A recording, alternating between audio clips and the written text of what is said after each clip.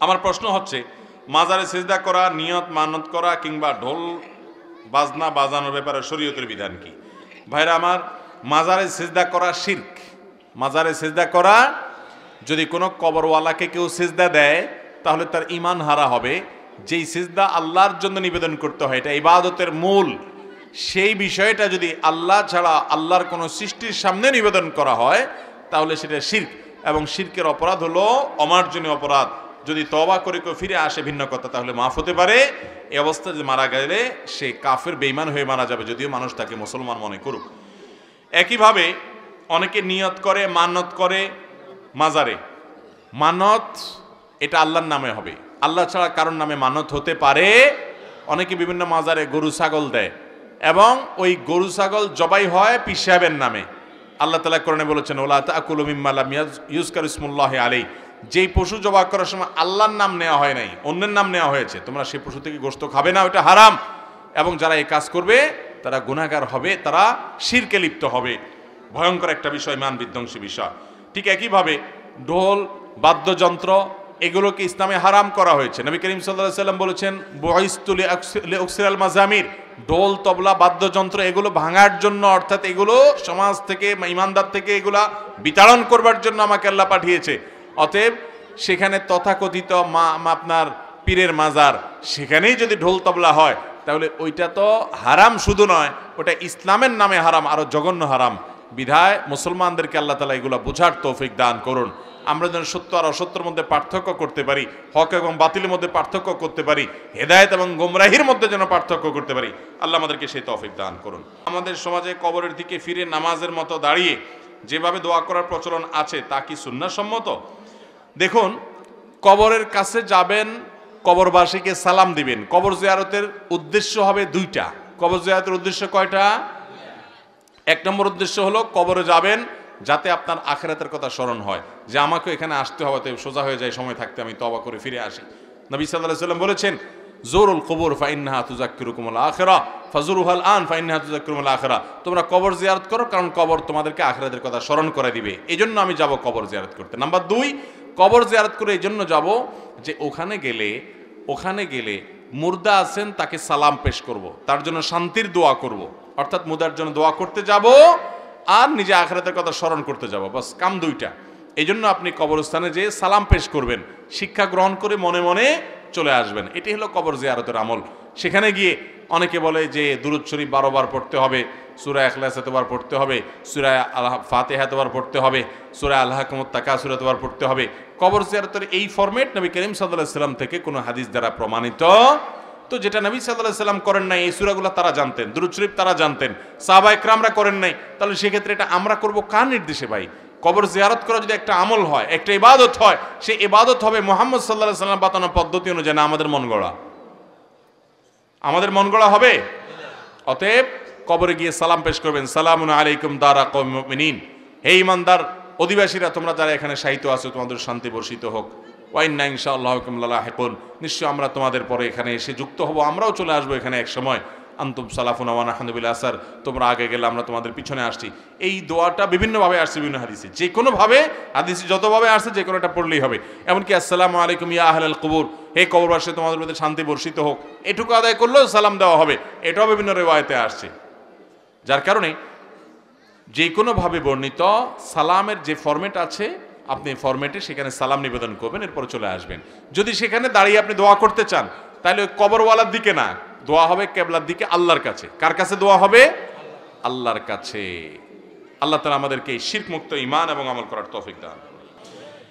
কেউ যদি পীর ধরা ফরজ মনে করে এবং পীর বা গুরুই আল্লাহ, গুরুই খোদা মনে করে এবং বিশ্বাস করে এবং সমাজে জাহির করে, তাকে কি কাফের বলা যাবে?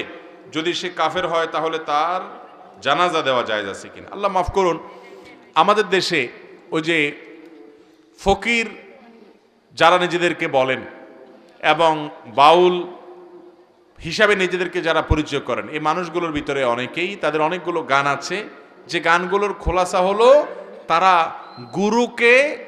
গুরুকে শুধুমাত্র আল্লাহ রাব্বুল আলামিনের সাথে তুলনাই করে না, বরং কোনো কোনো ক্ষেত্রে আল্লাহর উপরে উঠাই দেয়, নাউজুবিল্লাহ। তো এগুলো যদি কেউ করে সজ্ঞানে জেনে বুঝে, তাহলে তিনি যে কাফের হবেন এ ব্যাপারে কোনো সন্দেহ নাই। কারণ কোথাকার কোন গুরু? আরে গুরু তো দিন শেষে একটা মানুষ, সে তো আল্লাহর গোলাম। গোলাম কিভাবে মালিকের সমান হয়? অতএব তাকে আল্লাহর সমকক্ষ মনে করা এটা কুফুরি, এর কারণে ঈমান চলে যাবে। যদি কেউ এরকম বেঈমান হয় তাহলে তার জানাজা পড়া যাবে। জীবদ্দশায় সে এরকম বিশ্বাস লালন করে দুনিয়া থেকে গেছে আপনি জানেন, তাহলে তার জানাজা পড়া যাবে না।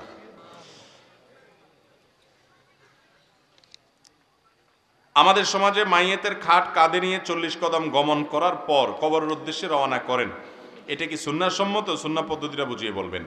কবরে লাশের খাটিয়া কাঁধে করে নিয়ে যাবেন, 10 কদম পর পর লোক পাল্টাইতে হবে, বা 40 কদম পর পর লোক পাল্টাইতে হবে, কাঁধ পাল্টাইতে হবে, এ পাশেরটা ওই পাশে যাবে, এমন কোনো কথা কোরআন হাদিসে কোথাও আসে নাই। এগুলো আমাদের নিজেদের বানানো জিনিস। যার কাঁধে আছে ওই 4 জন কাঁধে নিয়েছেন, ওই একইভাবে ওই একই কাঁধে শেষ করে ফেলতে পারবেন। আপনার কাঁধে ব্যথা হয়ে গেছে, আরেকটা কাঁধ পাল্টাবেন, সেটা ভিন্ন কথা। তো ওইটার নামে কোরআন হাদিসের নাম দিয়েন না যে এত কদম গনে গনে করে তারপর পাল্টাইতে হবে। মাঝে কেউ চাইলে কাঁধ পাল্টাতে পারে, নতুন মানুষ ঢুকতে পারে, এপাশ থেকে ওপাশ যেতে পারে, কোনো অসুবিধা নাই। অজুর পরে ভিক্স মলম ব্যবহার করলে নামাজের কোনো ক্ষতি হবে কিনা? অজুর পরে আপনি ভিক্স মলম ব্যবহার করেন কিংবা কোনো প্রসাধনী জাতীয় কিছু ব্যবহার করেন, বিশেষ করে ক্রিম, স্নো ইত্যাদি, পাউডার ইত্যাদি, এগুলোতে কোনো অসুবিধা হবে না, অজু ভাঙবে না। মসজিদে তাসবিহ রাখা এবং তাসবিহ দিয়ে জিকির করা এবং শরীয়ত সম্মত কিনা? কেউ কেউ বলে এটা বিদআত, কোরআন হাদিসের আলোকে জানতে চাই। বা এটাকে বিদআত বলাটাকে আমরা সঠিক মনে করি না। তবে তাসবিহ হাতের করে আঙ্গুলের আগায় করা হলো সুন্নাহ। নবী সাল্লাল্লাহু আলাইহি সাল্লাম বলেছেন, তোমরা আঙ্গুলে হাতে জিকির করবা, এটা কিয়ামতের ময়দানে সাক্ষ্য দিবে, এটা উজ্জ্বলতা দিবে, এটা আলো দিবে, নূর হবে। এজন্য হাতের করে জিকির করা, তাসবিহ করা হলো উত্তম সওয়াবের কাজ, সুন্নাহ। যদি কেউ এটা না করে তাসবিহ দানা ব্যবহার করে, বিশেষ করে 100 বারটা হাতে মনে রাখতে পারে না, কষ্ট হয়, তো তাসবিহ দানা ব্যবহার করে, এটা বিদআত হবে না। এটাকে অনেক উলামা কেরাম বিদআত বলেছেন, কিন্তু বিদআত না হওয়ার মতটা অধিকতর শক্তিশালী। কারণ উম্মুল মুমিনিনদের কেউ কেউ বিভিন্ন বিচি, খেজুর বিচি ইত্যাদি দিয়ে তাসবিহ গুনেছেন, সাহাবীদের কেউ কেউ গুনেছেন, এটা বিভিন্ন হাদিস দ্বারা প্রমাণিত। সেখান থেকে বোঝা যায় যে এটা একটা উসিলা বা মাধ্যম মাত্র গণনার জন্য। এটাকে ব্যবহার করাটাকে আলাদা স্বতন্ত্র ইবাদত কেউ মনে করে না। যদি মনে করে না তসবিহ দিয়ে গুনলে সওয়াব বেশি হবে, আঙ্গুল দিয়ে গুনলে কম হবে, এরকম যদি কেউ মনে করে, তাহলে ওটা বিদআত হবে, ওটা বিভ্রান্তি হবে। কিন্তু যারা গণার সুবিধার জন্য তসবিহটা ব্যবহার করছেন, তাদের কোনো অসুবিধা নাই, বিদআত হবে না ইনশাআল্লাহ। যুব সমাজ নেশায় আসক্ত, এ থেকে পরিত্রাণের উপায় কি যদি বলতেন? যুব সমাজ নেশায় আসক্ত, এটা থেকে বাঁচার জন্য মাদকের বিরুদ্ধে জিহাদ ঘোষণা করতে হবে। সেই ঘোষণা প্রশাসনকে করতে হবে, সর্বসাধারণকে করতে হবে, মাদক কারবারিদেরকে বয়কট সামাজিকভাবে সবাইকে করতে হবে। প্রশাসন বিভিন্নভাবে মাদক নিয়ন্ত্রণের নামে মদের বার খোলার পারমিশন দিবে, বিভিন্ন জায়গায় মদের বার খুলবে, ঘুষ খায়া মাদক দ্রব্য ছেড়ে দিবে, আর আমরা ওয়াজ করে দিব, আর সমাজ সব ফেরেশতা হয়ে যাবে। এটা জীবনেও সম্ভব। অতএব ওলামা একরাম তাদের কাজ করবেন, প্রশাসন থেকে সর্বোচ্চ 0 টলারেন্সে চলে যেতে হবে মাদকের ব্যাপারে। তাহলে ইনশাআল্লাহ যুব সমাজকে বাঁচানো যাবে। সেই সাথে যুবক সমাজকে দ্বীনের ছায়াতলে আসার সুযোগ দিতে হবে।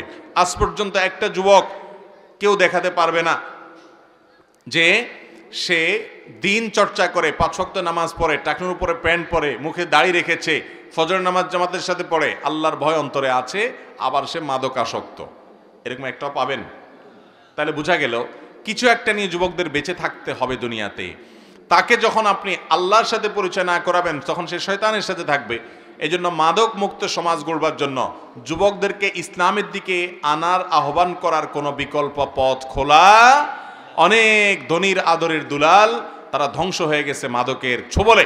অতএব একদিক থেকে এটাকে কঠোরভাবে নিয়ন্ত্রণ নির্মূল করতে হবে, আর অপর দিক থেকে ওলামা একরাম যুবকদেরকে দ্বীনের পথে আনবেন, সেটাকে সহযোগিতার সাথে দেখতে হবে।